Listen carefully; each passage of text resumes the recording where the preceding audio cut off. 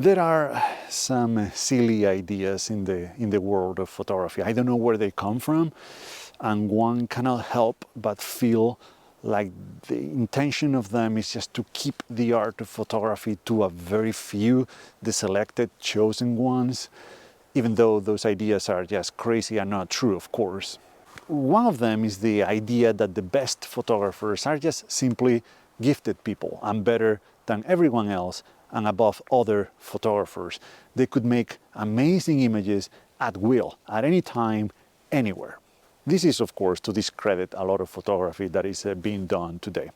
And while I believe that photography does require some skills and some people are more talented than others, the most important factor is one that usually gets neglected, and that one is time. Before we get into today's video, I wanted to quickly thank my patrons for their support, because they buy me the time that I need to do my photography, and I will forever be thankful for that. Today I wanted to highlight the work of Eric Muhr, a very talented photographer from Oregon who has also been doing this for years, and it shows on his fantastic website and Instagram account. Check him out and his work in the links in the description down below. Thank you so much, Eric, and thank you so much to all my other patrons. Time. Time is often a neglected factor in anyone's success in any field. Today we all feel like we should be able to do anything, to achieve anything almost overnight, and if we don't, well, I guess we just think that we are not good enough. The truth is that anything that is meaningful requires commitment over a long period of time. It couldn't be any other way. For all the bad things going on with social media and similar platforms, the great thing about them is that we get to see more of the behind the scenes from many professions that used to be, for the most part, romanticized and mystified. We get to see a glimpse of how an artist gives birth to a piece of art. We hear from them, we see them. It wasn't too long ago that we didn't know, we didn't hear anything from writers, photographers, movie directors, musicians, whatever, for months or years at a time, and then they would come back with this amazing project that they had been working on. A great novel, a beautiful set of images, a classic movie, their best album yet. We look at it and said, wow, this is amazing. I wish I was that skilled. We didn't see the time and the hard work required to create those pieces though. Back at home, I have one of my favorite photography books of all time, and that is Sebastián Salgado's Genesis. It's got hundreds of images in there. It's a very extensive body of work, an excellent body of work. But one thing I noticed there was the dates of the images. It took Salgado anywhere between 5 or 6, maybe longer than that, years. It doesn't matter. It was a significant amount of time. And don't forget that he, at this point in his career, he has a team helping him with traveling, editing the images, putting the books together, organizing exhibitions, you name it.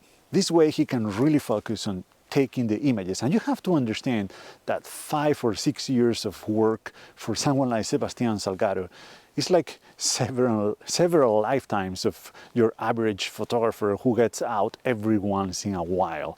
There's this amazing documentary about his photography. I think it's called The Salt of the Earth, and I totally recommend you to watch it if you haven't yet, because it gives you an idea of the passion that drives him. Of course, he's not an exception. We've all heard about how much time Ansel Adams spent at Yosemite years after years, or the insane amount of time that he spent working in the darkroom, refining his prints over and over. You simply cannot throw Salgado or Ansel Adams here at a random spot, at a random time, and just tell them, okay, you go, work on your thing, I'll be back in 2-3 hours, and I expect you to have a masterpiece done by then. That's just not how it works. Photography is very expensive. I'm not talking about money here, because luckily today cameras are much more affordable than they used to be. We can shoot a lot too, and we have a lot of resources to learn for free. But photography's currency is not the dollar, it's time. and dedication, of course.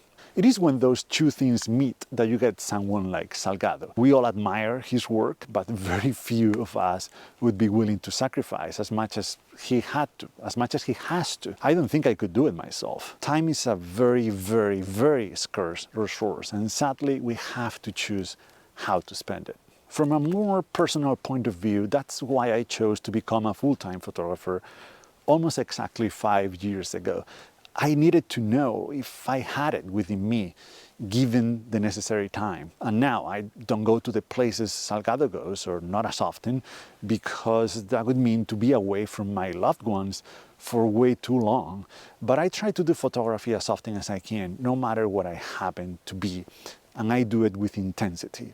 I realize that even though the location is, of course, very important to the images I can expect to make, my best work always comes from just a handful of days. Those days don't come along very often, but when they do, oh my, it's like magic. That's when my photography is really done. But for this, I needed to be available during those times, and make no mistake, this doesn't mean that we can just wait around for those days. Granted, I'm using a sports analogy here, that's our Super Bowl, but we better train for it or our behinds will get kicked. This is why I don't have a regular job, and this is why I plan on doing this for the rest of my life, crossing fingers.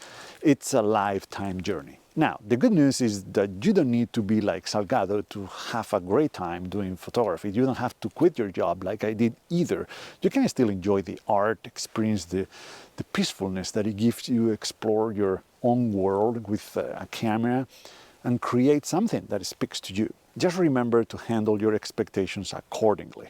If you don't like your photographs, the work you make, don't think that you are bad at this, that you lack the skills, or that you need to buy a new camera, because chances are you just need to get out there more times, many more. And don't wait, just do it. And then you have to keep doing it. This is all there is.